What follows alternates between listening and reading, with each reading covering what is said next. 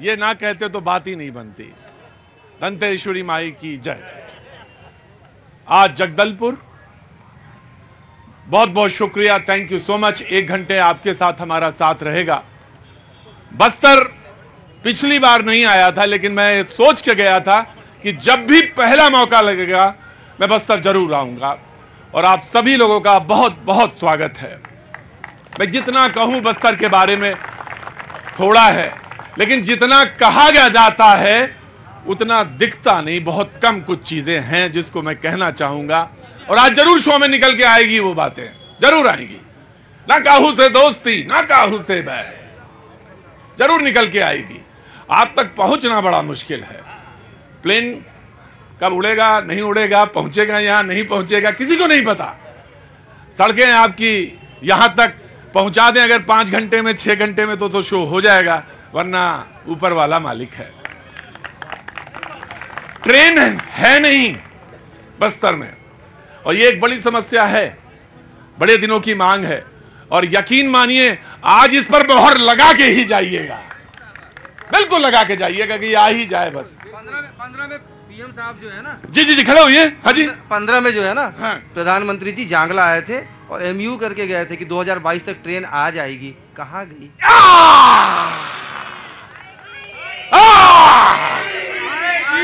आएगी ट्रेन, आ गई है,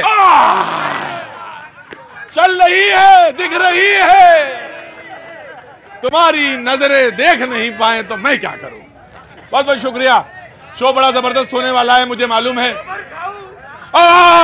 बस देखिए, बहुत आराम से, तसल्ली के साथ।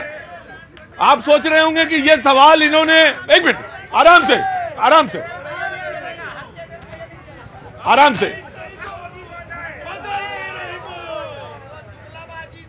नहीं, एक मिनट चुप रहिए।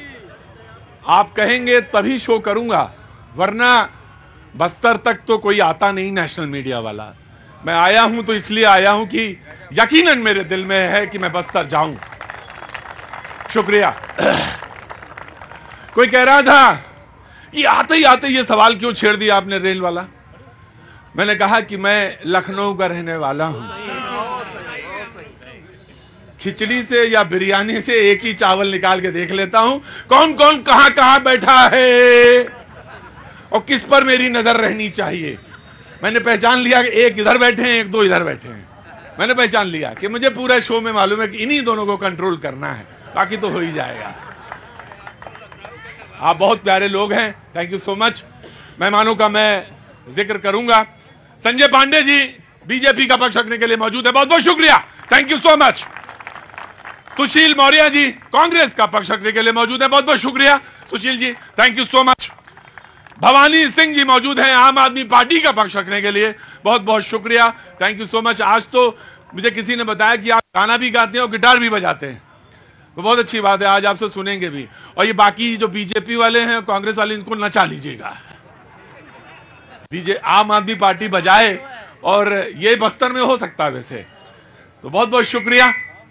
नवनीत चांद साहब जो कि पार्टी से कांग्रेस से मौजूद हैं, बहुत बहुत शुक्रिया चांद भाई, thank you so much. Srinivas Reddy हमारे सहयोगी, उनका बहुत बहुत शुक्रिया, थैंक यू सो मच। जो पूरा शो अरेंज किया है उन्होंने, बहुत बहुत शुक्रिया, thank you so much. Himanshu ji साहित्यकार हैं, लेखक हैं, हमारे साथ मौजूद है। और मैंने इन्हीं के सामने वादा किया था जब मैं 20-22 दिन पहले यहाँ था, लगभग 35 दिन पहले, कि मैं आऊँगा जरूर, और ये कह के गया था, लिहाजा मौजूद हूँ। शो मैं शुरू करूँगा, बातचीत का सिलसिला, कहीं से भी बातचीत का सिलसिला शुरू होगा। मैं ये जानना चाहता हूँ आम आदमी पार्टी से कि INDIA बनाया आपने, लेकिन आपने चुनाव क्यों लड़ लिया? जब आपका एक ही संगठन था, सब लोग एक साथ थे, तो कांग्रेस को लड़ने देते, या फिर आप ही लड़ते, कांग्रेस चुप हो जाती? देखिए, पूरे 90 सीट में हम लोग लड़ने का घोषणा तो किए थे, और हाई पार्टी शीर्षकों से हमने बात भी किया कि अचानक यह निर्णय कैसा हुआ, और उनका जो भी निर्णय है हम उनके साथ में हैं। फिलहाल हम लोग चुनाव पर फोकस कर रहे हैं। फिलहाल हम लोग चुनाव लड़ेंगे, तो ये बड़ा जबरदस्त गठबंधन है। चुनाव हर जगह, कल समाजवादी पार्टी वाले मिले थे, वो बोले चुनाव तो लड़ना ही है। बाबूजी कैसे हैं आप? ठीक है, क्या नाम है आपका? पांडे। देवेंद्र जी, क्या काम करते हैं? मैं मजदूर हूँ। मजदूर हैं, बहुत अच्छी बात है। तो आज कैसी रही मजदूरी? ठीक रहा। ठीक रहा। कुछ कहना है आपको बस्तर के बारे में या अपने बारे में या पूरे जगदलपुर के बारे में? जी, मैं चित्रकूट विधानसभा से आता हूँ। हाँ जी। जी, ग्राम मेरा बीनता है। हाँ। और सब ठीक ठाक चल रहा है कांग्रेस की सरकार में। सब कुछ ठीक ठाक चल रहा है कांग्रेस की सरकार में। बाकी तो मुझे आप लोग बहस करेंगे, मुझे नहीं ज्यादा मतलब, लेकिन मैं एक बात बताना, चित्रकूट वो जगह है, बहुत सारे लोग दुनिया में नाइग्रा फॉल्स की बात करते हैं, ऐसा जलप्रपात पूरी दुनिया में मशहूर, कनाडा और अमेरिका के बाउंड्रीज पर, लेकिन एक बार चित्रकूट का मजा जरूर आके लीजिएगा। आप नाइग्रा फॉल्स भूल जाएंगे, इतना खूबसूरत जगह है चित्रकूट। और मुझसे कहा किसी ने कि ये तो बताइएगा लेकिन एक चीज और भी है। मैंने कहा क्या? बोले ये जो बस्तर है उसमें से जगदलपुर जो है खास तौर से वो इतनी महत्वपूर्ण है कि यहां से 12 सीटें हैं और पूरी सत्ता की कुंजी यही बस्तर से निकलती है। जिसके पास बस्तर उसके पास छत्तीसगढ़। तो ये इतना इंपॉर्टेंट भी है, बड़ा कहते हैं ये कुंजी है, सत्ता की कुंजी। मैं कांग्रेस की तरफ अब मुखातिब होता हूं। आपने कहा, नारा दिया, भरोसा बरकरार, फिर से कांग्रेस सरकार। मैं इस पर रिएक्शन आपसे लूंगा, जरूर आऊंगा, लेकिन पहले बीजेपी। देखिए, भरोसा बरकरार नहीं, भरोसा बंटा था। जिस प्रकार से 5 साल में इन्होंने जो काम किया है, अराजकता, निरंकुशता, वादा खिलाफी, झूठ, भ्रष्टाचार, जिस प्रकार से 5 साल की रेवड़ी इन्होंने भरमाया है पूरी पब्लिक में, पूरी जनता नाराज है। इसलिए जनता कह रही है कि अब इन्होंने नारा दिया 75 बार, जनता कह रही है इनका बंटा धार। बंटा धार रिएक्शन कांग्रेस का। मैं आ गया जी। देखिए, हमारी सरकार ने 36 वादे किए थे जिसमें 32 वादों को पूरा किया है। 4 रह गए। अभी हम लोग पूरा करेंगे। जो हमारे वादे से अलग, हमने राजीव गांधी मितान के माध्यम से युवाओं को सशक्त करने के लिए 1 लाख रुपया दिए, आत्मानंद स्कूल खोला। इन तमाम जो सुविधाओं से हमने हर वर्ग को लाभ दिया। आम जनता कह रही है अब की बार कांग्रेस 75 पार। अब की बार कांग्रेस 75 पार।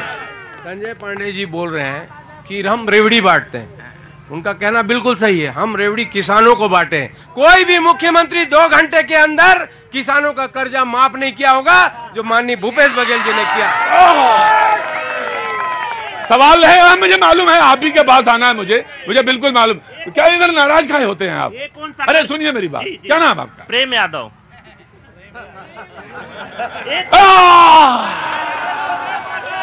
पिताजी ने नाम रखा प्रेम, और नाराज क्यों होते हैं इतना? बता रहा हूँ, ये कौन सा कर्जा है कि दोबारा फिर से घोषणा कर रहे हैं कि कर्जा माफ होगा। ये अभी तक कर्जा ही माफ नहीं हुआ है। अरे बोल रहे कर्जा माफ हो गया, कहाँ हुआ है कर्जा माफ? ये फिर से क्यों घोषणा करना पड़ा है? अगर हमारी सरकार आएगी नहीं, तुम्हारी सरकार, तो अगर मगर क्यों लिखते हो? कैसे पता आपको कि नहीं आएगी? जब झूठ बोल के वो 5 साल निकाल दिए, किसी का कोई काम नहीं किए। मैं पूछता हूँ कांग्रेसियों से, रमन सिंह के सरकार में गरीबों का जो तीर्थ यात्रा था क्यों बंद की? गजब है भाई, पता ही नहीं था कि 1-2 और हैं। अरे किसे खोज रहे, 1-2 लोग और हैं क्या? बहुत अच्छी बात है आपको। हाँ जी, कह रहे बीन बजाइए और निकलेंगे। नहीं, आपको बहुत बहुत शुभकामनाएं भाई, बढ़िया चुनाव लड़िए, खूब बढ़िया चुनाव लड़िए। क्या नाम हो गया आपका? मेरा नाम विपिन कुमार तिवारी है और पूर्व में मैं दैनिक वेतनभोगी कर्मचारी संगठन से संभागाध्यक्ष पद पे दायित्व पे रहा हूँ। तो चुनाव लड़ने कहाँ से मूड आ गया? क्योंकि इस कांग्रेस सरकार ने हमको अपने जन घोषणा पत्र में नियमितीकरण करने का वादा करके धोखा दिया है। धोखेबाज सरकार है।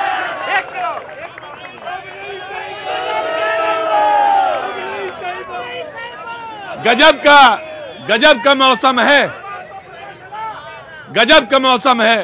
पहले कोई किसी को धोखा देता था तो पता नहीं क्या होता था, लेकिन आजकल का मौसम यह है पचौरी साहब कि कोई किसी को धोखा दे तो चुनाव लड़ जाता है। गजब तिवारी जी, बहुत बढ़िया, डटे रहिएगा। कितने वोट मिलेंगे? एक बार और कहना है। बिल्कुल आप, अरे 1 घंटा में रहना, वो आप ही बोलिएगा। जो कि सरकार जिस तरीके से कांग्रेस और बीजेपी अपनी सरकार की बात कर रहे हैं, उन्हें यह देखना चाहिए कि विधानसभा जगदलपुर या बस्तर में उन्होंने कितने काम किए। आप ही ने कहा कि अगर फ्लाइट ना उड़े तो बड़ा टेंशन हो जाता है। ट्रेन पहुंचती नहीं है, सड़कें गड्ढों से भरे हुए हैं। जब मीडिया के, नेशनल मीडिया को यहां आने के लिए इतना सोचना पड़ता है, तो आप सोच लीजिए कि 70 सालों में कांग्रेस और भाजपा का विकास यहां उतरा कितना है, कितना हुआ है। ये आपने एक मिनट, मैं आ जाऊं, एक मिनट। अरे आराम से आगे बोलना जी। क्या नाम है? सतीश वाजपेयी मेरा नाम है। सतीश जी, क्या काम करते हैं आप? मैं किसान हूँ। किसान? एक मिनट भैया, किसान हैं तो इस बार तो बड़े नारे, बड़े वायदे हुए हैं आपके। और मैं पूछना चाहता हूँ कि हमारी भारतीय जनता पार्टी सरकार, प्रधानमंत्री अटल बिहारी वाजपेयी ने किसान क्रेडिट कार्ड, रमन सिंह ने गरीबों के लिए 1 रुपया 2 रुपया किलो चावल किया। कांग्रेस सरकार ने क्या किया? कांग्रेस सरकार ने क्या किया? अच्छा, अरे बाप रे बाप, जिधर ऐसे में ऐसे घूमता है, आप ही खड़े हो जाते हैं।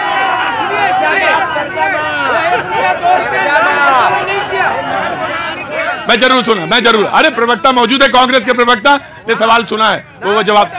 अच्छा ठीक। बाबूजी नमस्ते, कैसे आना हुआ? मैं आपको देखने आया हूँ। बहुत पूरी दुनिया बस्तर देखने आती है। बस्तर में बहुत पहले तो आपसे आशीर्वाद का आकांक्षी हूँ जी। क्या शुभ नाम हो गया? मेरा नाम पुरुषोत्तम दास नत्थानी है। पुरुषोत्तम दास नत्थानी है। कितने बरस पहले बस्तर में आए होंगे? 75 साल। 75 साल पहले नत्थानी साहब यहाँ आए।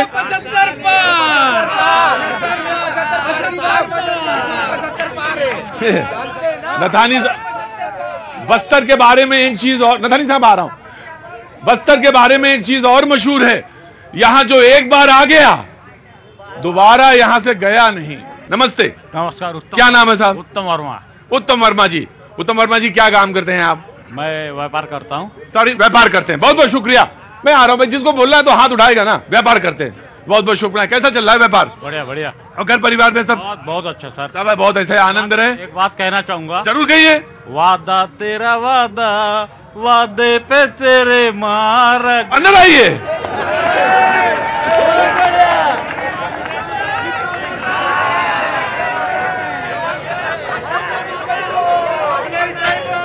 वर्मा जी, गाना भी शौक है जैसे अपने आम आदमी पार्टी वाले प्रवक्ता आज तो गाएंगे जरूर, और हम सारे लोग सुनेंगे उन्हें। हम गाएंगे भी, नचाएंगे भी। नचाएंगे भी? अच्छा, तो कौन सा गाना गुनगुना रहे थे? वादा तेरा वादा, वादा तेरा वादा, वादे पे तेरे मारा गया, बंदा मैं सीधा सादा, वादा हैं नेता जब जब वादा करते हैं तब तब आते हैं। नेता जब जब वादा करते हैं तब तब मैं खूब करूंगा सेवा, मुझे भूल न जाना देवा। जनता को सब दिखता है, मिलता न फिर मौका है। बहुत अच्छा है, और यही सब कुल मिला के खेले। बाबूजी नमस्ते। हाँ जी, मैं बात कर लूंगा, सारी घाटी से लेके और सारे जितने पहाड़ हैं सब बात हो जाएगी। जी बाबूजी नमस्ते। नमस्ते नमस्ते नमस्ते। मैं ये चाहता हूँ कि आज से 2 साल पहले किसानों के संबंध में खाली बोरा मांग किया गया, धान को दिए खाली बोरा, बोले इसका पैसा आपको बाद में मिल जाएगा। आज तक क्यों पैसा नहीं मिला? काहे का? धान बोरे का, खाली बोरे का पैसा नहीं मिला। गजब है। और बताता 15 रुपया एक बोरा का कीमत का था, हमने 30 हमको नहीं मिला के दिया है। कि सब किसान डूब गए बोरा के चक्कर में। डूब गए बोरा।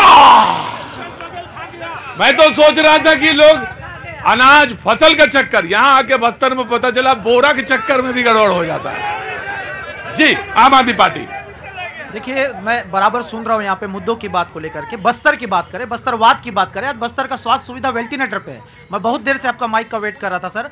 पूरे 23 साल हो गए छत्तीसगढ़ को बने, और 23 साल की उम्र में भाजपा कांग्रेस दोनों ने छत्तीसगढ़ जगदलपुर में राज किया। आज भी जगदलपुर का डिमरापाल अस्पताल 450 करोड़ का अस्पताल, रिफर सेंटर है, ना टेस्ट है ना दवाई है। मुद्दे की बात करें, गांव में लोगों के पास पानी नहीं है। एक चिंगपाल और एक मालीपदर का गांव है, 23 साल से आज तक वहां की महिला कुआं में पानी भर रही है। कोलेंग जैसा एक क्षेत्र है, कोलेंग, चांदामेटा, मुंडागढ़ और कांदानार एक गांव है। कांदानार पंचायत में सड़क पहुंच मार्ग नहीं है, एम्बुलेंस तक नहीं पहुंचता है, स्कूल में टीचर्स नहीं है। मुद्दा ये है, मुद्दा गोबर, मुद्दा भ्रष्टाचार, मुद्दा धान, ये नहीं है। ये तो करना ही है, सरकार का दायित्व है, करना पड़ेगा। लेकिन बाबा भीमराव अंबेडकर के संविधान के अनुसार लोगों को मूलभूत सुविधा में तो बात करिए। आज यहाँ किसी को भी आप पूछ लीजिए डिमरापाल अस्पताल में टेस्ट और इलाज होता है कि नहीं सर, मैं चुनौती दे रहा हूँ। और इन्हीं 5 सवालों का जवाब मैं भाजपा कांग्रेस से मांग रहा हूँ और आपके खुले मन से बता रहा हूँ मैं, और इन्हों को मैं बोला भी, अगर इसका जवाब हमको दे देंगे तो आम आदमी पार्टी जगदलपुर नरेंद्र भवानी चुनाव नहीं लड़ेगा। ये सवाल है, और अगर ये सवाल का जवाब दे देंगे तो भवानी जी चुनाव नहीं लड़ेंगे आम आदमी पार्टी को। जी नमस्ते, कहां से आना हुआ? जी महेंद्र कर्मा वार्ड से हूँ मैं। जी यही जगदलपुर से। जी जगदलपुर। क्या नाम है आपका? किरण नाग। किरण नाग जी। किरण जी कोई सवाल है क्या आपका? हाँ जी पूछिए। जी दोनों पार्टी चोर है। एक पार्टी ने दारू की चोरी की, एक पार्टी ने चावल की चोरी की। नल दिलाएंगे हर घर में कहा, नल तो दिलाए लेकिन घर नल से पानी ही नहीं आती है। नल से पानी ही नहीं आती? अच्छा एक बात बताए, पैसा बिल जरूर पड़ता है नल का। अच्छा तो फिर बताइए, अगर दोनों पार्टी ऐसी हैं तो फिर तीसरी पार्टी कौन सी है आपकी? हमारा पार्टी नवनी चांद जी। बड़े देर से आप बेचैन थे। वादा वाला गाना चला। में मेरे को याद आया। हाँ। मैं आज भी बैंक गया था। बैंक गए थे? हाँ। भाई बहन जी, या तो आप मेरा शो नहीं जानती या मुझे नहीं जानती, बैठिए ना, अच्छी लग रही है आप। और अगर मन थोड़ा सा भी इच्छा हो तो अंदर आइए ना, बड़ा अच्छा लगेगा। मैं और नहीं तो बैठिए आराम से, फिर मैं आऊंगा दोबारा। हाँ अरे बड़ी बेचैन है। अभी मैं बैंक गया था। कहाँ गए थे? बैंक गया था। कहाँ गए थे? मैं स्टेट बैंक गया था। हाँ। मेरा जेब में अभी भी पासबुक रखा हुआ है। दिखाओ बैंक स्टेट में दिखाओ।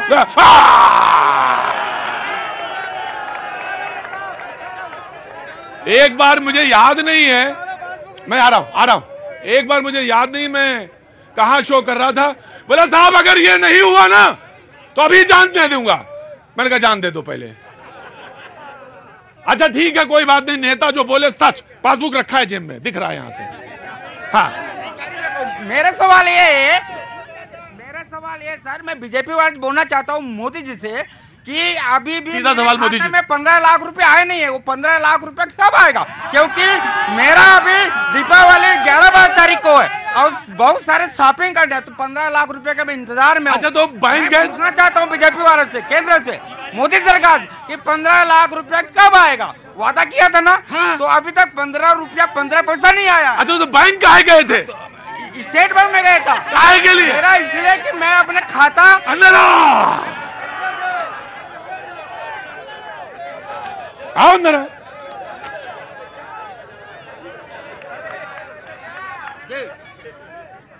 क्या नाम है आपका? कौशल नागवंशी। कौशल नागवंशी। कौशल नागवंशी। 3 बार पूछते, नाराज ना होइए। नहीं कौशल नागवंशी। बहुत अच्छा। मैं यहाँ रुकिए। नागवंशी जी बैंक काहे गए थे? नहीं बैंक में इसलिए गया था पता करने की वास्तविक में बैंक वाले को तो मालूम होगा कि आपका प्रधानमंत्री ने खाते में 15 लाख रुपए तो डाला होगा। तो मैं ये बोला कि हमारे एक मिनट की नहीं देखो, चुपचाप बैठिए। नहीं चुपचाप बैठिएगा। नागवंशी जी बैंक काहे गए थे? मेरे भी नहीं आया होगा, लेकिन हमारे भारत के नागरिकों के लिए तो आया होगा ना। अरे नागवंशी बोलिए। वही पूरा हिंदुस्तान घूम आया मैं। लगभग ऐसा कोई जगह नहीं है जहां मैं जाता नहीं हूं, हर जगह जाता हूं। लेकिन नागवंशी मैं तो पूरे भारत के भारतीय है। रुकिए, बैंक क्यों गए थे? अरे मैं तो भारत के जितना नागरिक है ना उसको पता करने गया था। क्या मेरे खाते में आता मत है? कौन सा? क्या कितना पैसा? 15 लाख रुपया।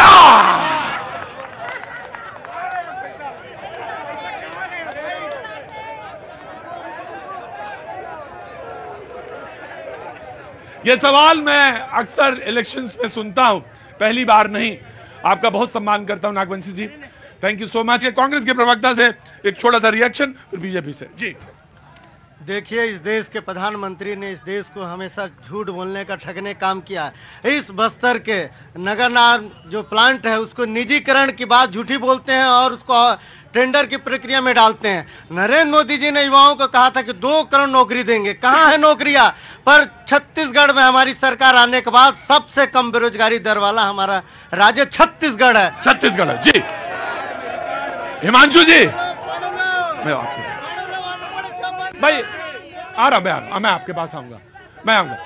हिमांशु जी साहित्यकार हैं और साहित्यकार जो होता है वो अपनी विधा का माहिर आदमी होता है, वो ढूंढता रहता है तत्व। हिमांशु जी बिल्कुल बोर मत होइएगा, चुनाव का मौसम है जी। आप दोनों को मैं बहुत अच्छे लग रहे हैं, मैं नमस्ते करता हूं आप दोनों को।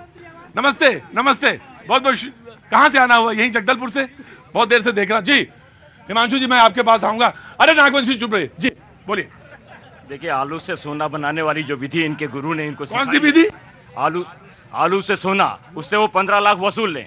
जहां तक बात झूठे अराजकता का, बेरोजगारी का जो बात कर रहे हैं, 10 लाख लोगों को बेरोजगारी भत्ता देने की बात इनकी सरकार ने की थी। वो 10 लाख लोग पूछ रहे हैं कहाँ है हमारा बेरोजगारी भत्ता। स्थानीय भर्ती की बात ये लोग कह के सत्ता में आए थे। 4440 पद निकलता है बस्तर संभाग में, मात्र 245 स्थानीय लोगों को यहाँ पे भर्ती किया जाता है। वो 4440 लोग पूछ रहे हैं कहाँ है स्थानीय भर्ती, जो डॉक्टर रमन सिंह की सरकार में स्थानीय भर्ती के नियम बनाए गए थे। सत्ता में आते ही 2020 में बंद कर दिया। आउटसोर्सिंग बोलकर सत्ता में आए थे। सारे बाहर से लोगों को लाकर ड्राइवर से लेकर डिप्टी कलेक्टर तक का रेट फिक्स है। ड्राइवर का रेट 2 लाख और डिप्टी कलेक्टर का रेट 1.5 करोड़ रुपए पीएससी में फिक्स करके रखा हुआ। हाईकोर्ट ने जांच के आदेश दिए हैं। राइट, ठीक, हाईकोर्ट का आदेश। ये शिक्षा की बात कर रहे थे, ये स्वास्थ्य की बात कर रहे थे। अभी मॉडल बताया जा रहा था स्वामी आत्मानंद स्कूल। मैं इनको बताना चाहता हूं एड्रेस के साथ। जगदलपुर के विधानसभा के अंदर में दरभा ब्लॉक का चिंगपाल में इन्होंने स्वामी आत्मानंद स्कूल खोला है। इनसे पूछिए कि पिछले 3-4 महीने से वहां चपरासी 3 महीने से वहां पर बच्चों का हस्ताक्षर लेकर उनका अटेंडेंस ले रहा है, टीचर नहीं है। ये किस स्वामी आत्मानंद की बात कर रहे हैं? बात करें एनएमडीसी स्टील प्लांट की। एनएमडीसी स्टील प्लांट को 2013 में निजीकरण की तरफ ले गए। एकमात्र राज्य सरकार को के हक में वहां की जमीन रखी गई थी। इस बिना कैबिनेट को अप्रूवल लिए हुए कांग्रेस की सरकार ने मात्र 33 करोड़ रुपए में उसे एनएमडीसी को ट्रांसफर कर दिया और आज उसे निजीकरण की तरफ खुला कर दिया है। एक भारतीय जनता पार्टी जो लगातार यह कह रही है कि निजीकरण नहीं होगा, पर दोनों सरकारों ने मिलकर एनएमडीसी स्टील प्लांट को उस मुआयने में खड़ा कर दिया है जहां बस्तर के युवा बेरोजगार होने के बाद भी रोजगार की तलाश में। बात करते हैं विकास की। नगरनार स्टील प्लांट जहां पर है वहां से 2 किलोमीटर का दायरा आप देखिए, एक जगह भी विकास का कोई चिड़िया आपको नहीं दिखाई देगा। डीएमएफटी के नाम पर सबसे बड़ा घोटाला है जिसे ईडी ने अभी जांच के रूप में लिया हुआ है। यह बताएं कि विकास कहां पर है, विकास की चिड़िया उड़ कहां रही है। ये जगह जो है ना, मुझे बताया गया कि यहां पे वो जो हमारे लखनऊ में तो उसको बताशा कहते हैं, यहां गुपचुप कहते हैं। बड़ा मशहूर गुपचुप है, लेकिन मैं गुपचुप तो कोई बात नहीं हो सकती, खुले में बात होगी, मैदान में बात हो रही है। आम आदमी पार्टी के प्रवक्ता को मैं आगे थोड़ा बुलाना चाहता हूं, क्योंकि मैं आज जब पता चला आपकी आर्ट का, आपकी कला का, मैंने प्रश्न में नहीं, वो प्रश्न का तो देखिए इस समय जनता के दिमाग में सारे प्रश्न उठता रहे। मैं तो आपसे जानना चाहता हूं कि अगर इस वक्त में आपको कोई गाना गाना है या कोई गाना याद आता है तो वो क्या होगा? अरे सर, डिफिकल्ट हो गया। नहीं, ऐसा कुछ नहीं है, गा लेता हूं मैं। फिर ले आया गाऊंगा, फिर ले आया। हाँ तो बगाइए। अच्छा, पूरी तैयारी के साथ? नहीं, तैयारी नहीं है, लिरिक्स देख रहा हूं, मेरे को याद नहीं आता। हाँ बिल्कुल। भाई एक मेजर कोड दे देना प्लीज। मेजर कोड देता हूं भाई, क्या बात है, ताली बजाइए जरा इनके लिए। फिर ले आया मजबूर क्या कीजिए, ओ रास ना आया रहना दूर क्या कीजिए, दिल कह रहा उसे मुकम्मल कर दिया हो, वो जो अधूरी सी बात बाकी है। गजब है भाई, यहाँ के बस्तर में आके प्रत्याशी भी गाने लगते हैं। पब्लिक तो सब जानती है, बिल्कुल पब्लिक जानती है। मैं एक छोटा सा ब्रेक लूंगा, ब्रेक के बाद मैं हाजिर होऊंगा आपके बीच में। झीनी रे झीनी चदरिया झीनी रे झीनी रे राम नाम रस भीनी चदरिया झीनी रे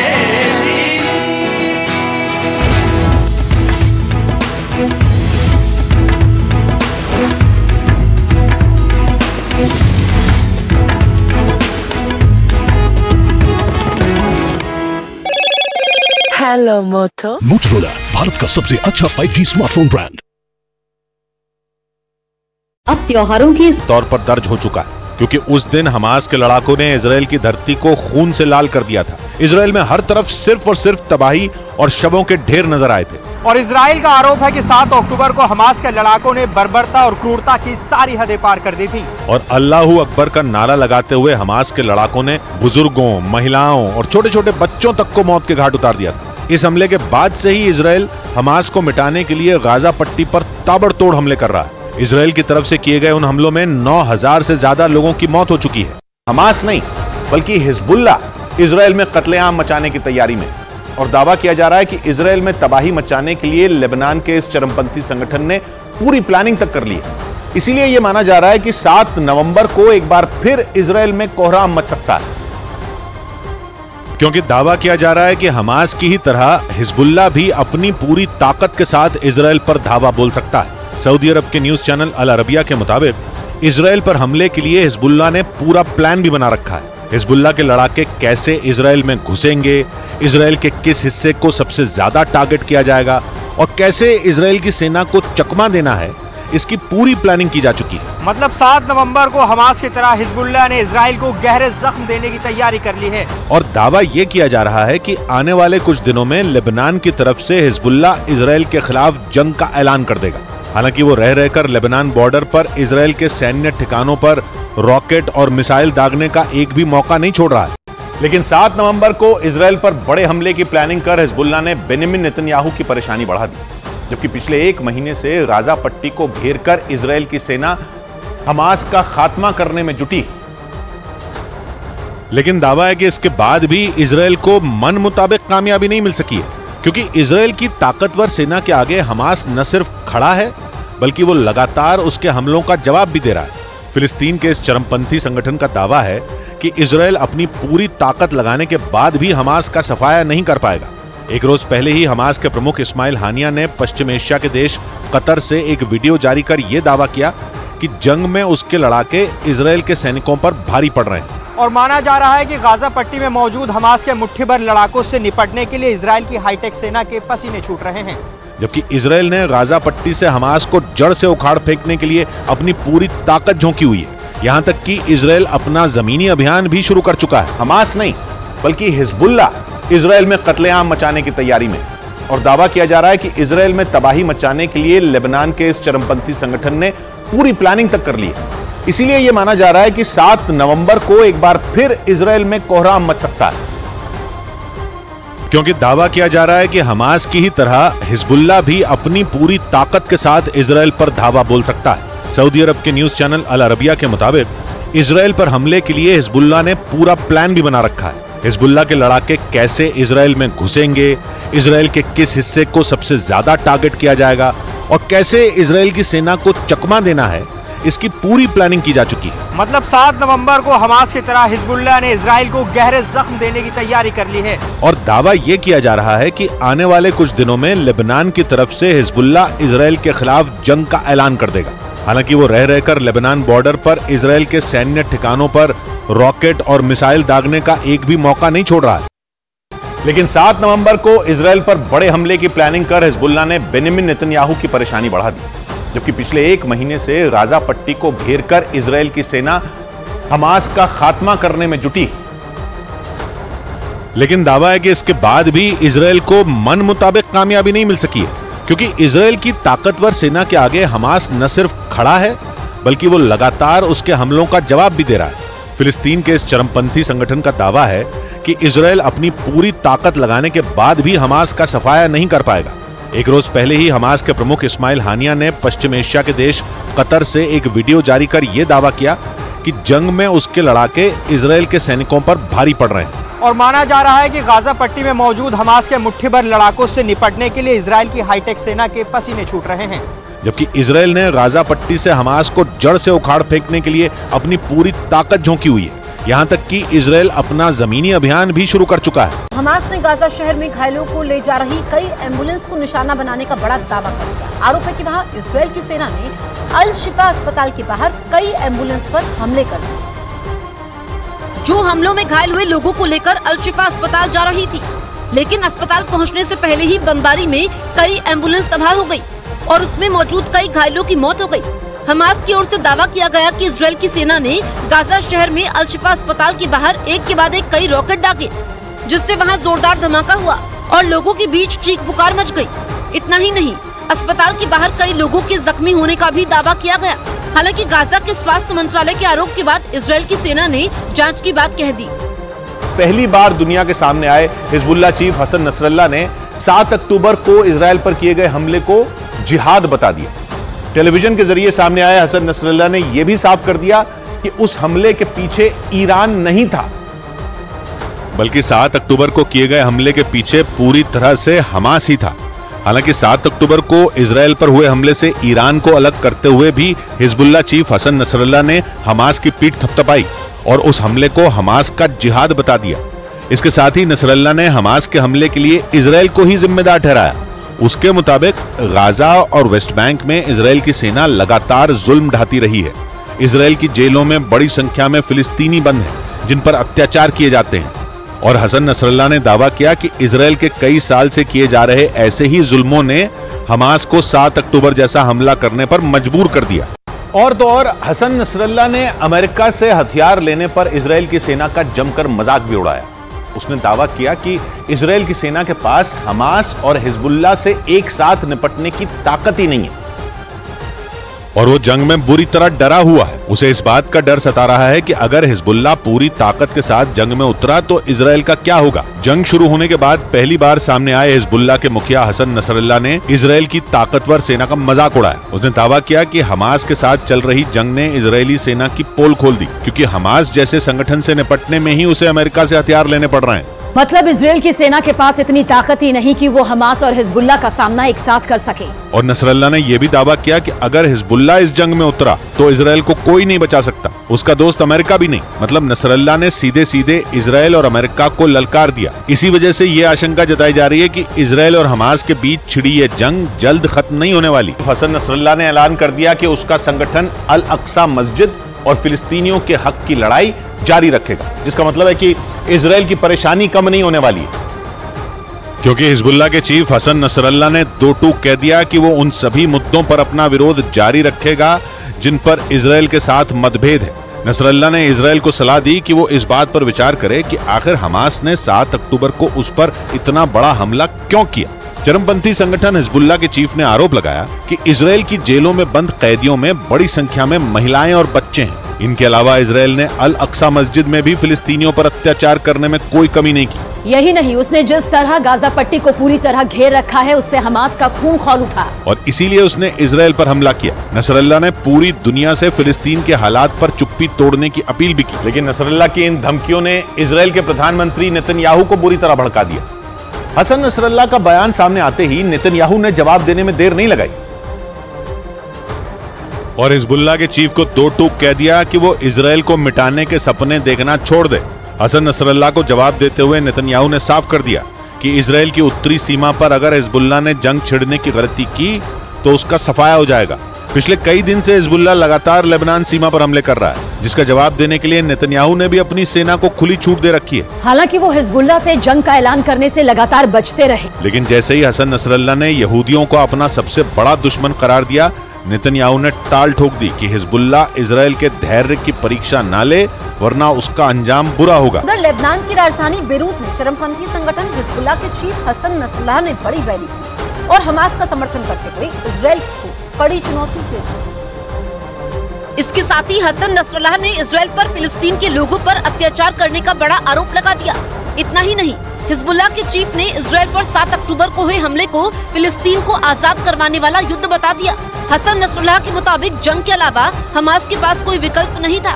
क्योंकि इजराइल लंबे वक्त से फिलिस्तीन के लोगों पर जुल्म ढा रहा है। हसन नसरल्लाह ने रैली के समय अमेरिका का भी जिक्र किया और उसे भी चेतावनी दे दी। वहीं हिजबुल्लाह का समर्थन करने के लिए रैली में लोगों की भीड़ उमड़ पड़ी। बेरूत के अलावा लेबनान के दूसरे शहर में भी लोगों ने हिजबुल्लाह के समर्थन में उसका झंडा लेकर नारेबाजी की। हिजबुल्लाह के चीफ हसन नसरल्लाह का भाषण देखने के लिए इराक की राजधानी बगदाद में लोगों की भीड़ लग गई। इजराइल और हमास के बीच छिड़ी जंग में हिजबुल्लाह लगातार इजराइल को धमकी दे रहा है और इस बीच उसने अपने भाषण के जरिए एक बार फिर इजराइल को कड़ी चेतावनी दे दी। इजराइल पर 7 अक्टूबर को हुए हमास के घातक हमलों के बाद लेबनान के चरमपंथी संगठन हिजबुल्लाह के चीफ हसन नसरल्लाह ने पहली बार अपने समर्थकों को संबोधित किया, जिसे दूसरे देशों में हिजबुल्लाह के समर्थकों ने टीवी के जरिए देखा। इराक की राजधानी बगदाद में बड़ी संख्या में लोग इकट्ठा हुए। इस बीच वहाँ लोग हाथों में हिजबुल्लाह और फिलिस्तीन का झंडा लेकर उसका समर्थन करते नजर आए। इजराइल की सेना हमास के लड़ाकों के साथ आर पार की जंग में उतर चुकी है। पिछले कुछ दिनों में इजराइल की सेना कई बार गाजा पट्टी में घुसकर हमास के ठिकानों पर हमले कर चुकी है और 7 अक्टूबर को हुए हमले का बदला लेने के लिए इजराइल की सेना हमास के एक-एक लड़ाके को चुन चुन कर मार रही है। 7 अक्टूबर इजराइल के हेलो मोटो मोटोरोला भारत का सबसे अच्छा 5G स्मार्टफोन ब्रांड पेश करते हैं बड़ी खबर। अगले 5 साल तक गरीबों को मिलता रहेगा फ्री राशन। मध्य प्रदेश के रतलाम और छत्तीसगढ़ के दुर्ग में पीएम मोदी ने रैली में किया ये बड़ा ऐलान। भूकंप से नेपाल में बड़ी तबाही, अब तक 150 से ज्यादा लोगों की मौत। जाजरकोट और रुकुम में भूकंप से सबसे ज्यादा नुकसान। भूकंप प्रभावित इलाके के दौरे पर पहुंचे नेपाल के पीएम। पाकिस्तान के मियांवाली एयरबेस पर बड़ा आतंकी हमला, 3 लड़ाकू विमान को नुकसान की खबर। आतंकी संगठन तहरीक-ए-जिहाद ने ली हमले की जिम्मेदारी। पाकिस्तानी सेना का जवाबी कार्रवाई में 9 आतंकी मार गिराने का दावा। गठबंधन में है अनबन, आपस में ही तकरार है, इसलिए दिल सबका एक बार फिर कहने को बेकरार है।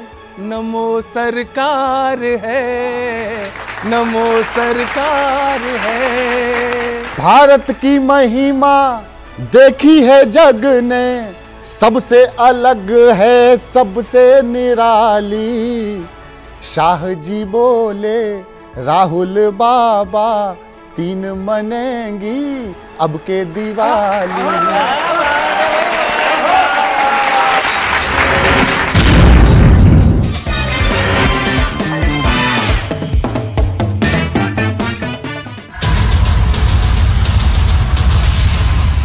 आंखें मल लीजिए, होश थाम लीजिए और अब ये सुनिए। ऐसे फोटोग्राफ्स हैं वहाँ के जिससे सिद्ध हो जाएगा कि यहाँ परियां है। फोटो है परी का, बिल्कुल। तो उसमें कुछ न कुछ तो सच्चाई है सर, क्योंकि हमने भी महसूस किया। 5 साल की तलाश, सैकड़ों लोगों से पूछताछ और रिसर्च के बाद मिल गया उनका पता। खोखले दावे नहीं बल्कि सबूत के साथ देखिए, मिल गया परिलोक, आधी हकीकत आधा फसाना।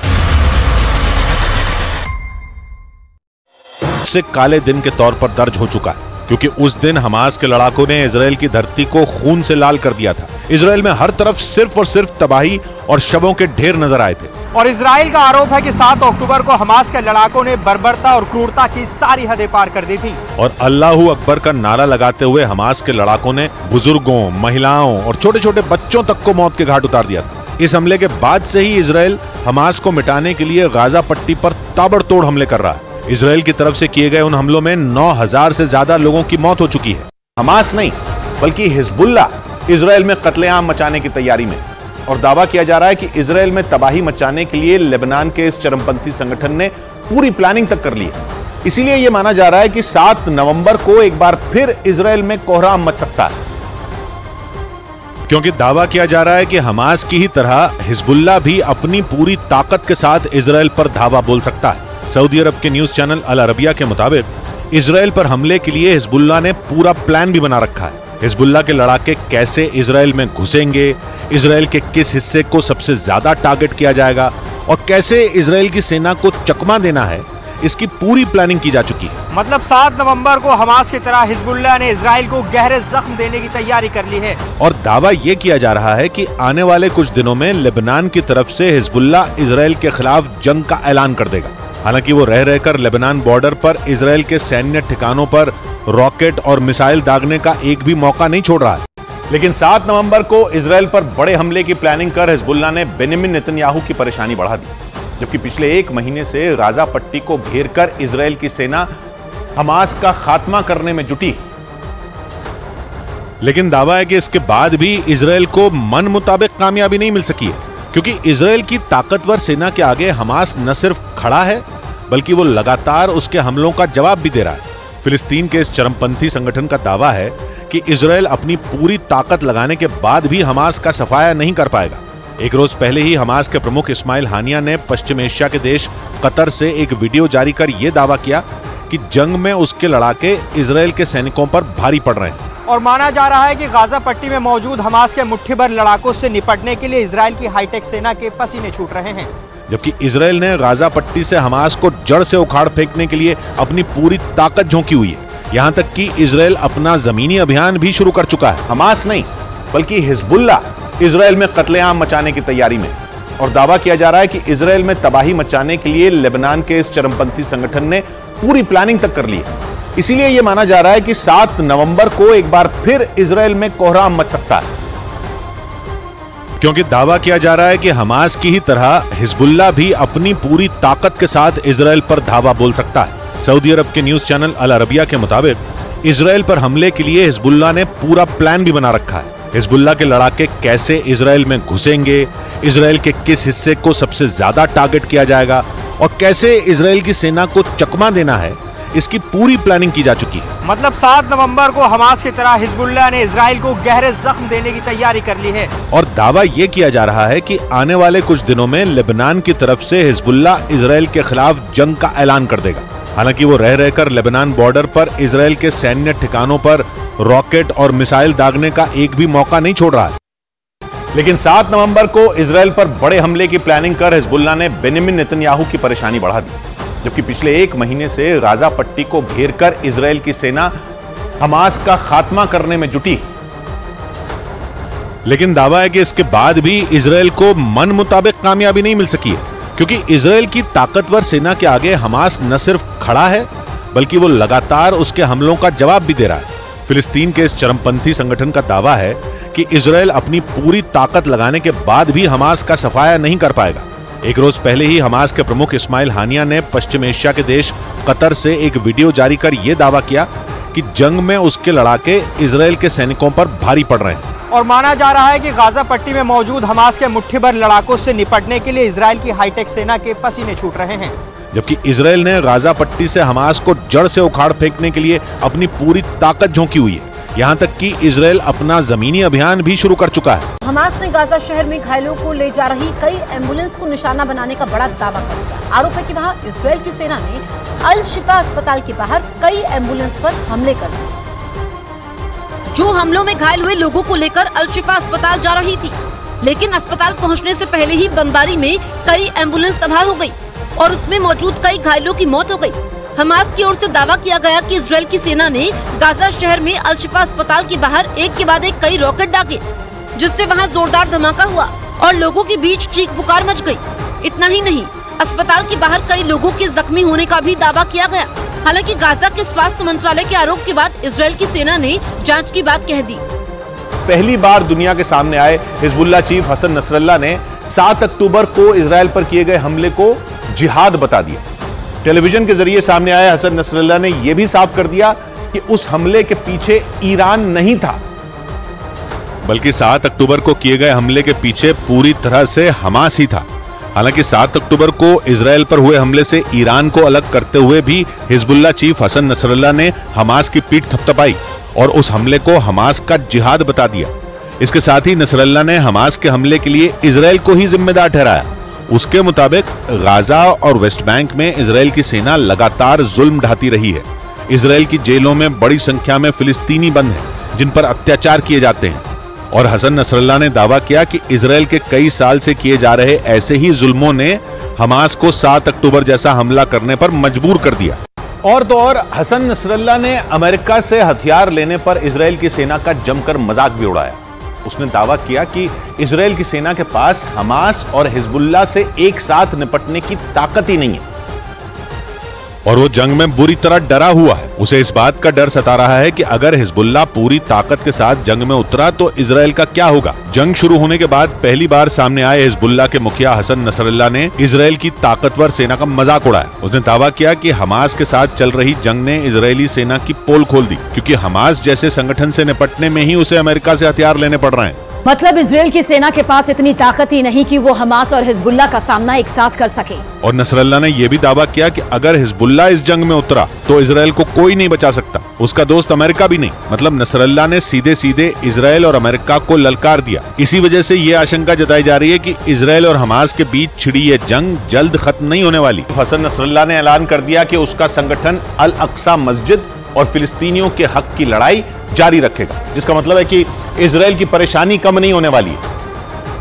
क्योंकि हिजबुल्लाह के चीफ हसन नसरल्लाह ने दो टूक कह दिया कि वो उन सभी मुद्दों पर अपना विरोध जारी रखेगा जिन पर इजराइल के साथ मतभेद है।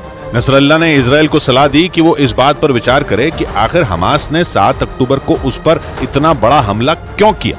चरमपंथी संगठन हिजबुल्लाह के चीफ ने आरोप लगाया कि इजराइल की जेलों में बंद कैदियों में बड़ी संख्या में महिलाएं और बच्चे हैं। इनके अलावा इजराइल ने अल अक्सा मस्जिद में भी फिलिस्तीनियों पर अत्याचार करने में कोई कमी नहीं की। यही नहीं, उसने जिस तरह गाजा पट्टी को पूरी तरह घेर रखा है उससे हमास का खून खौल उठा और इसीलिए उसने इजराइल पर हमला किया। नसरल्लाह ने पूरी दुनिया से फिलिस्तीन के हालात पर चुप्पी तोड़ने की अपील भी की, लेकिन नसरल्लाह की इन धमकियों ने इजराइल के प्रधानमंत्री नेतन्याहू को बुरी तरह भड़का दिया। हसन नसरल्लाह का बयान सामने आते ही नेतन्याहू ने जवाब देने में देर नहीं लगाई और हिजबुल्लाह के चीफ को दो टूक कह दिया कि वो इजराइल को मिटाने के सपने देखना छोड़ दे। हसन नसरल्लाह को जवाब देते हुए नेतन्याहू ने साफ कर दिया कि इजराइल की उत्तरी सीमा पर अगर हिजबुल्लाह ने जंग छिड़ने की गलती की तो उसका सफाया हो जाएगा।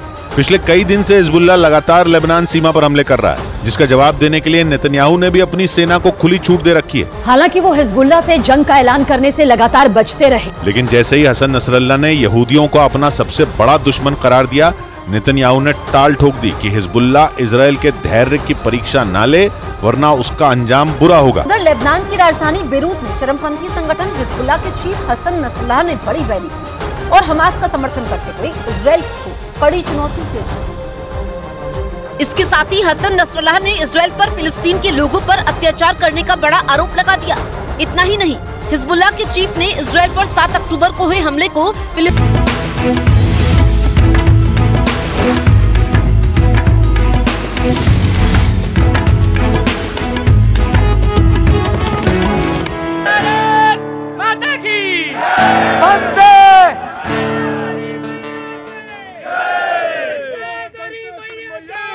जय। बहुत बहुत शुक्रिया दंतेश्वरी माँ की जय। बहुत बहुत शुक्रिया, थैंक यू सो मच। ये तमाम सारी जनता जो आज मौजूद है, बहुत सारे लोगों को तो लगता है कि ये शो देखने चलना चाहिए और अच्छी बात है। और मुझे भी एक अपने से शिकायत है कि चुनाव ही क्यों, सिर्फ चुनाव से पहले भी लगातार आए और बार बार आए और आपसे मिलने का मौका लगे तो बहुत अच्छा हो। ये अच्छी बात नहीं है कि सिर्फ चुनाव के समय में मैं आऊं और चुनाव के समय में बात करके चला जाऊं, तो बात बनती नहीं है। नमस्ते भैया, कहां से आना हुआ? जगदलपुर से। क्या नाम आपका? उत्तम सिंह जी। क्या काम करते हैं आप? मजदूरी। अच्छा, अब मजदूर यहाँ पे मिले मुझे, मैंने एक दो लोगों ने कहा कि मैं मजदूर। अच्छा, तो काम क्या करते हैं मजदूरी में? मजदूरी का काम करते हैं। अच्छा, रहने वाले कहाँ के हैं? पैदाइश जगदलपुर की है जी। पिताजी क्या करते थे? फॉरेस्ट में थे। ये बात सच है कि बस्तर में लोग लकड़ी के, पूरे देश से लोग लकड़ी के व्यापार के यहाँ पे आए और लकड़ी के धंधे को लेकर यहाँ आए और जम गए। फिर जो आया एक बार, वो गया यहाँ से नहीं। ये पता नहीं क्या है इसके पानी की। जी बहुत बहुत शुक्रिया आने के लिए, मेरे प्रोग्राम में शरीक होने के लिए। अगर मजदूर ना आए तो बात बनती नहीं है। कुछ कहना है आपको? क्या कहना है? यहाँ जीत तो लेते हैं लोग, है ना, काम नहीं हो पाती सर। जगदलपुर जरूर है, लेकिन ये धूलपुर है सर। लगाई आग ना मजदूर ने। अंदर आओ। नहीं नहीं, देखो फिर मैं आऊंगा नहीं दोबारा। तुम आओगे तभी मैं आऊंगा दोबारा। आओ। इतना सच्चा प्रश्न पूछने वाला, इतना सच्चा प्रश्न पूछने वाला कहां मिलेगा? आओ अंदर। और मुझे तो देख के आपको बहुत खुशी हो रही है कि जगदलपुर में एक मजदूर से मुलाकात कर रहा हूं मैं। बहुत बहुत शुक्रिया साहब, थैंक यू सो मच। तो आपने क्या पता, इधर आ गया, ये आपने कहा कि लोग जीत तो जाते हैं जगदलपुर से, जी सर, लेकिन जगदलपुर नहीं धूलपुर हो जाता है सर। अभी किसी भी रोड में चल दीजिए सर, पूरा धूल ही उड़ रहा है सर। तो निर्माण कार्य चल रहा होगा? जी नहीं सर, धूल ही उड़ रहा है सर। धूल उड़ रहा है? जी जी, किसी भी रोड में चल दीजिए सर। किसी कार्य चल रहा होगा? नहीं चल रहा है सर, कोई कार्य चल ही नहीं रहा। अगर किसी गाड़ी के पीछे आप लग जाएंगे सर, पूरा शरीर में पूरा धूल हो जाता है, आंख खराब हो जाएगी सर। अच्छा, क्या हुआ भैया? रोड से नहीं जा रहे, इसीलिए काला हो गए भैया। ना ना ना ना ना ना, ऐसा नहीं बोलते हैं। क्या नाम तुम्हारा? राजा मौर्य। राजा मौर्य। दोनों कौन है कि दर लगा दूंगा तुम्हारे। इधर से उखाड़ के उधर। तुम्हें रंग दिखता है, सवाल नहीं दिखता है।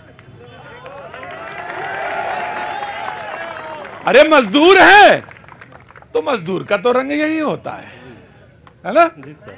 उनको रंग दिख रहा है। जी जी, दोनों कान जो ना एक ही तरफ लगाऊंगा, यही तभी जाऊंगा वापस। मजदूर हैं ये, बहुत अच्छा, शुक्रिया। वहां करो, वहां मजदूर, वहां करो, वहां। अरे ना, अरे मैं वापस नहीं आऊंगा, बस बता दिया। वहां जाओ, खड़ो। हिमांशु जी से मैं बात मुखातिब होना चाहता हूं। मैं आया, ब्रेक के बाद आया और सही समय पे आया हूं। गला खराब हो जाएगा। हिमांशु जी, जगदलपुर की जनता, मां दंतेश्वरी का प्रांगण सामने दिख रहा है। सवाल तो बहुत सारे बनते होंगे और जो आपको लगता होगा कि ये मौलिक सवाल है, साहित्यकार अपनी दृष्टि से देखता है, ये सवाल है जिसको तो किसी ने नहीं पूछा, ये पूछते तो अच्छा होता। प्रतीक जी आए थे तो ये सवाल रखा जाना चाहिए था। प्रतीक जी, सबसे पहले तो ये कि आप वादे के पक्के हैं। आपने मुझसे, हम सबसे वादा किया था आएंगे, आप आए। एक लाइन थोड़ी सी व्यंग्य में कह दूं कि काश कि सारे नेता भी वैसे ही पक्के वादे के होते तो फिर क्या बात थी। दूसरी बात, आपने कबीर से कार्यक्रम शुरू किया। हाँ। जन कवि कबीर, हाँ। बंकिम चंद्र, राष्ट्रगीत, इस तरह का माहौल, ये जो राजनीति का जो ताना बाना है ना, जिससे चदरिया झीनी नहीं बनती, बहुत क्लिष्ट बन जाती है। समझ भी नहीं आते कौन से रंग है, कौन सा रंग चढ़ेगा, कौन सा रंग नहीं चढ़ेगा। अभी भी वो हालत है। मैं, आपने जो बात कही वो मैं ज़रूर रेखांकित करना चाहूँगा, कहना चाहूँगा।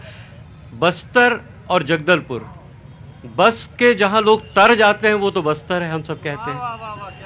दूसरी बात, यहाँ पर जो मुख्य मुद्दा है, मुझे लगता है वो है जल, जंगल और ज़मीन। यही सबसे बड़ा मुद्दा है बस्तर, पूरे बस्तर के लिए। जगदलपुर भी उसमें समाहित है। जल इसलिए कि जल के बिना तो कुछ हो नहीं सकता। हम जोरा नाला और इंद्रावती के संकट से अभी भी इंद्रावती को तड़पता हुआ देख रहे हैं। ये बहुत बड़ा विषय है। जंगल अपने आप में पूरी बायोडाइवर्सिटी, जैव विविधता जिसको हम कहते हैं, उसका बहुत बड़ा ये क्षेत्र है। आज एशिया का सबसे बड़ा ऑक्सीजन जोन यहाँ पर है। ये बहुत कुछ संरक्षित होना चाहिए। और साथ में डेवलपमेंट की बात तो है ही है, विकास की। तीसरा जो मुद्दा है ज़मीन, ज़मीन यानी ये भूगर्भ, जिसमें न जाने कितने खनिज संपदा है। यहाँ पर आयरन ओर है, हर तरह की संपदा, हम उसे बताना नहीं चाहता मैं, लेकिन उसका विदोहन की भी एक सीमा होनी चाहिए। ऐसा नहीं कि सारा इंडस्ट्रियलाइजेशन हो, सब कुछ लुट जाए और बस्तरिया वैसा ही वैसा थोड़ा सा आगे बढ़कर रह जाए। ये बहुत बड़ी चुनौती। बहुत अच्छी बात कही, बहुत अच्छी बात कही हिमांशु जी। कहां से आना हुआ? जगदलपुर से। बहुत बड़े फैन हैं, बहुत बहुत शुक्रिया। हर शाम आपकी आवाज से गूंज जाता है हमारा घर। आ गए, अंदर आइए, अंदर, यहाँ पास आइए, मेरे पास यहाँ आइए। क्या नाम है आपका? लेकिन मेरे प्रोग्राम की जो सबसे अच्छा श्रोता या कहें अच्छा देखने वाला वो यही है, जिसको नींद आ जाए शो में। मुझे अक्सर होता कि नींद आ जाए तो समझिए उससे बड़ा कोई श्रोता हो ही नहीं सकता। आगे जी हाँ, अब तो सो गई बस, इससे अच्छा बड़े समाधि है। जी क्या नाम है? सर शिफा दास। शिफा बहुत बहुत शुक्रिया, thank you so much for coming here. तो क्या कर रही हैं आप? Sir by professionally I am a nurse. मतलब मेरे मन में एक सवाल है, तो तुम अंदर आओ, अंदर आके सवाल पूछो। और देश की कोई होनहार नर्स जो है, पहले तो मैं इनको सैल्यूट करता हूँ। कोरोना के समय में आप कहाँ थी? सर कोरोना के टाइम में मैं अपना पोस्ट ग्रेजुएशन कंप्लीट करी थी, पर उस टाइम पे भी हमारा ड्यूटी हॉस्पिटल्स में लगाया गया था। प्लीज ताली बजाइए इनके लिए। देश ने, पूरी दुनिया ने वो संकट देखा है और मैं जानना चाहता हूँ कुछ क्या कहना था, सवाल क्या था आपका? Thank you sir for giving me this opportunity. मैं सवाल करना चाहूँगी बीजेपी से। कुछ समय पहले एक वीडियो वायरल हुआ था जिसमें ये दिखाया गया था कि पर्टिकुलर एक माइनॉरिटी कम्युनिटी को लेके वहाँ पे बकायदा नाम लेके ये कहा जाता है कि ये पर्टिकुलर कम्युनिटी से ना ही हम कोई लेन देन करेंगे फॉर बिजनेस, है ना। पर्टिकुलर माइनॉरिटी कम्युनिटी, 2 कम्युनिटी का नाम लिया जाता है और ये कहा जाता है कि हम इस कम्युनिटी के से जो लोग भी बिलोंग करते हैं उनसे ना सामान लेंगे ना सामान देंगे। सर मैं ये पूछना चाहती हूँ सर से, जो कि यहाँ पे चुपचाप बैठे रहना, हिलना नहीं, चुपचाप सवाल होने दो, नहीं तो मैं गायब मैं भी कर दूंगा सबको। वाह ना करो, नहीं पे ऊपर वाले की कसम पिताजी जी आएंगे तुम्हारे फिर। शिवा सवाल। हाँ जी सर, तो मैं इनसे यही पूछना चाहूंगी कि उसमें क्या कहना चाहते हैं। और मैं ये भी बता दूं कि इनके पार्टी की तरफ से ये स्पष्टीकरण भी आया था कि ये जो ऑर्गेनाइज उन्होंने जो इवेंट किया था उसमें बीजेपी का कोई हाथ नहीं है, क्योंकि वहाँ ये तो जगदलपुर में हुआ था। हम सारे लोग अभी इस वक्त यूट्यूब में देख सकते वो वीडियो। अब सर ये बताइए, ये कह रहे हैं कि उसमें बीजेपी की कार्यकर्ता नहीं है, मतलब बीजेपी ने उस इवेंट को ऑर्गेनाइज नहीं किया था, लेकिन उसमें जितने सारे लोग हैं उसमें जितने लोगों को मैंने पहचाना वो तो सब बीजेपी के कार्यकर्ता थे। अभी भी यूट्यूब में वीडियो मौजूद। क्या नाम बताया आपने अपना? शिफा दास। शिफा का सवाल ये है कि ये हिंदू मुसलमान की जो खाई है ये क्यों बनती है, ये खाई क्यों बनाई जाती है, ये क्यों कहा जाता है कि फलां जगह से ये खरीदिए ना खरीदिए, ये आखिर क्यों? ये सवाल इनका है। बहुत अच्छा सवाल आपने पूछा है। पूरे देश में और तमाम पत्रकारों के सामने भी ये सवाल है, पत्रकारों के सामने भी बड़ा सवाल है ये कि आखिर क्यों ऐसा क्यों करते हैं कि भाई इनसे सामान लो, इनसे सौदा खरीदो, अरे इसमें भी कुछ होता। बहुत बहुत बढ़िया, बहुत खूब, बहुत अच्छा सवाल पूछा। मैं आपके सुंदर भविष्य की कामना करता हूँ, खूब अच्छा काम हो आपका और खूब बढ़िया चीजें चमके। और बात और कहनी है? यहाँ जितने लोग भी मौजूद हैं, मैं एक बार कहना चाहती हूँ, भारत की ताकत क्या है? अनेकता में एकता, यूनिटी इन डाइवर्सिटी। ये आज आप लोग इतने सारे लोग यहाँ मौजूद हैं, यहाँ पे अलग अलग पार्टीज के रिप्रेजेंटेटिव्स खड़े हैं, लेकिन एक बार मैं ये कहना चाहती हूँ कि वोट देने से पहले एक बार जरूर सोचिएगा, भारत की ताकत है यूनिटी इन डाइवर्सिटी, उसको आप कभी मत भूलिए। बहुत अच्छा, बहुत बढ़िया सवाल, वेरी क्विक। मैं बिल्कुल बीजेपी वाले इसका जवाब देना चाहेंगे, मैं आपके पास भी आऊंगा। बहुत बहुत शुक्रिया, थैंक यू सो मच। जी बीजेपी विल रिस्पॉन्ड। देखिए शिफा जी का धन्यवाद, उन्होंने ऐसा क्वेश्चन राइज किया क्योंकि इसका उत्तर बहुत दिन से वांटेड था। भाई देखिए, अगर जी इसका उत्तर बहुत दिन से र्यूमर फैलाया जाता है, पूरा वीडियो देखा नहीं जाता। वास्तव में जिस प्रकार से यहाँ पे धर्मांतरण हो रहा है, आदिवासी संस्कृति को नष्ट करने का प्रयास हो रहा है, और जिस प्रकार से रोहिंग्याओं को बसाया जा रहा है, जिहादियों का काम यहाँ पे चल रहा है, जिहादियों के खिलाफ, धर्मांतरण करने के वालों के खिलाफ आर्थिक बहिष्कार का शपथ लिया गया था, वो पूरा वीडियो देखते नहीं है और इस प्रकार का अनर्गल भ्रम फैलाने का प्रयास करते हैं। यही कांग्रेसी पूरे बस्तर में भयंकर बड़े पैमाने पे धर्मांतरण हो रहा है। जब वर्ग संघर्ष की स्थिति होती है तो सुकमा के इनके एसपी सुनील शर्मा सुकमा के एसपी हैं, वो सरकार को पत्र लिखते हैं। जी आगे देखिए, आराम से सरकार ने बस्तर के आदिवासियों के संस्कृति को संरक्षण करने के लिए देवगुड़ियों को उन्नयन किया। उल्टा इनके 15 साल के राज में, रमन सिंह के राज में धर्मांतरण हुआ, कांग्रेस के राज में एक भी धर्मांतरण हुआ है तो बताएं। ये सिर्फ झूठ बोलने में माहिर है, झूठ बोलना इनकी नीतियां सुनिए। हमारी सरकार ने इतना काम किया है, इतना काम किया है कि भारतीय जनता पार्टी आज जगदलपुर को दे सकते हैं। दलपत सागर, गिदम रोड, धर्मपुरा रोड, खेल मैदानों को उन्नयन किसके सरकार में हुआ? कांग्रेस के राज में हुआ। जी मैं आया, वक्त मुझे मालूम है थोड़ा सा कम होता जा रहा है मेरे पास। नमस्ते, क्या नाम है आपका? शिखा। शिखा जी क्या करती हैं आप? Adoption social worker. अंदर आइए, अंदर आइए, यहाँ आइए, इधर से आइए, इधर। बहुत अच्छा, आइए आइए। तो एडॉप्शन में क्या किस तरह की पॉलिसी है भाई? देखिए मैं आ रहा हूँ जी। सर पूरा एडॉप्शन का प्रक्रिया हमारे यहाँ से होता है महिला बाल विकास के अंडर में। महिला बाल विकास के अंडर में जी। एनजीओ हमारा सेवा भारती मातृ छाया। अच्छा, आपका एनजीओ है सेवा भारती, उसमें एडॉप्शन के लिए कर रहे हैं। तो साल भर में कितने केसेस होते होंगे एडॉप्शन के? सर 10+ हो जाते हैं। 10+ हो जाते हैं एडॉप्शन। यहाँ ज्यादा जागरूक नहीं है लोग एडॉप्शन को लेकर, और ज्यादा मतलब पता नहीं है लोगों को। तो अंदर आइए ना, ये इतना बढ़िया मुद्दा है, फिर कब मिलेगा मौका? क्यों साहब, इससे अच्छा मौका कब मिलेगा? लोगों के अंदर जागरूकता नहीं है। अगर जागरूकता बढ़ेगी तो एडॉप्शन के मामले में बात होगी। आपको लग रहा होगा ये चुनाव पे तो बात कर ही नहीं रहे साहब। मेरा प्रोग्राम चुनाव पे है भी नहीं, आपको गलतफहमी हुई होगी। प्रोग्राम मैं चुनाव पे करता ही नहीं हूं। चुनाव पे तो बात यूं ही करता हूं, वो हाथी के दांत है मेरे, वो सिर्फ फंसाने के लिए है आपको। बात मैं कुछ और करता हूं। समाज के वो तमाम सारे रंग ढंग ताने बाने वो बहुत जरूरी हैं, उनको पकड़ना जरूरी है। एडॉप्शन के बारे में लोग जानते नहीं, बहुत कम सोचते हैं कि बहुत जटिल है एडॉप्शन। वैसे एडॉप्शन है भी जटिल, लेकिन कहते हैं कि अब थोड़ा आसान हुआ है। सर आसान तो नहीं हुआ है, लगभग 2 से 2.5 साल लग जाते हैं बच्चे मिलने में। अभी भी अगर लीगली प्रोसेस से लेंगे तो इतना टाइम लगता ही है। तो ये टाइम देखकर कई लोग अपना स्टेप बैक कर लेते हैं कि कैसे बच्चे को एडॉप्ट करा जाए, कैसे हो प्रचार, कैसे हो एक मिनट कैसे प्रचार हो, कैसे प्रसार हो। इसीलिए मैंने आपको बुलाया। गोद लेने की प्रक्रिया कितने आसानी से हो, इसके लिए मैंने आपको बुलाया। आप बहुत अच्छा कार्य कर रही हैं, आपको बहुत बहुत शुभकामनाएं। जी जनाब, कहां से आना हुआ? जगदलपुर सदर। जगदलपुर से। क्या नाम है साहब? निर्मल सिंह राजपूत। निर्मल सिंह जी क्या काम करते हैं? मैं रिटायर्ड बैंक अफसर हूँ। तो बढ़िया आराम से जिंदगी गुजर रही है। Pension no tension. बस आखिरी सवाल है और सारे पूरा सर्कल घूम के मैं आ जाऊंगा वापस। बिल्कुल एकदम अंतिम प्रोग्राम के इस पर हूं। मैं जानना चाहता हूं कि क्या होने वाला है 24 में, सॉरी 24 में, उससे पहले अभी 23 चुनाव के संबंध में। और काहे के लिए? और कौन मेरे घर में शादी है? जी बोले चुनाव में बात नहीं कर रहा हूं, चुनाव की बात कर रहे हैं। तो कांग्रेस ये गलतफहमी निकाल दे कि वो जीत रहे हैं।